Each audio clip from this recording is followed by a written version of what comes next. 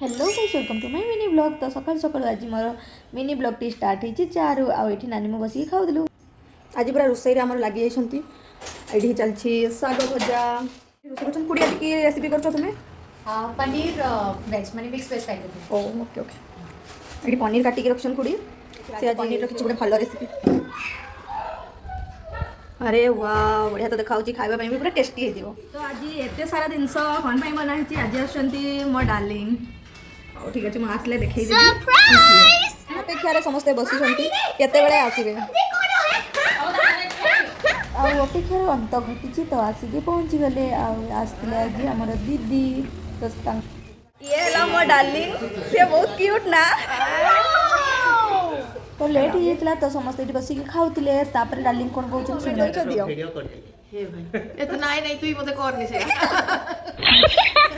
दादी कर सच्ची आ किया कहबी को डार्लिंग तो किछि कहि होबनी ए डार्लिंग को सब कहि हो खराब तो कहि होबनी भल गाई कहि सेला भात आ एटा साग भजा एटा चुना माछ एटा छतु तरकारी एटा नेके आछती दीदी आ एटा माछ भजा एटा माछर तेल एटा बैगण भजा आ एटा हला पांपड़ आ एटा हम समस्त बसी खाउछु। ये आम जन नुआ सांग खाई कह केमती लगुच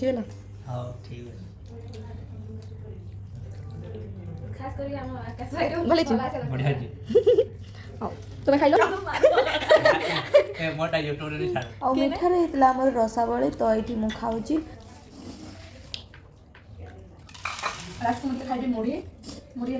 माछ तेल लास्ट मुढ़ी न खाइले सब खाई तो भोजन केमती हम समस्त बसिक लुडो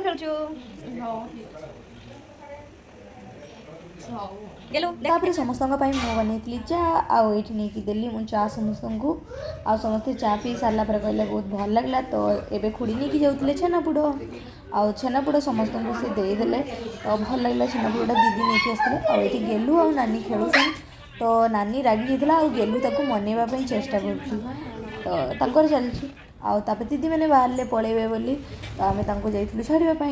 ये आम सब बसिक देखुलु मुवी खुड़ी मु आउ गेलु आउ नानी तो आपण भिडियो केमती लगे like comment share and subscribe करेंगे रही जय जगन्नाथ बाय बाय।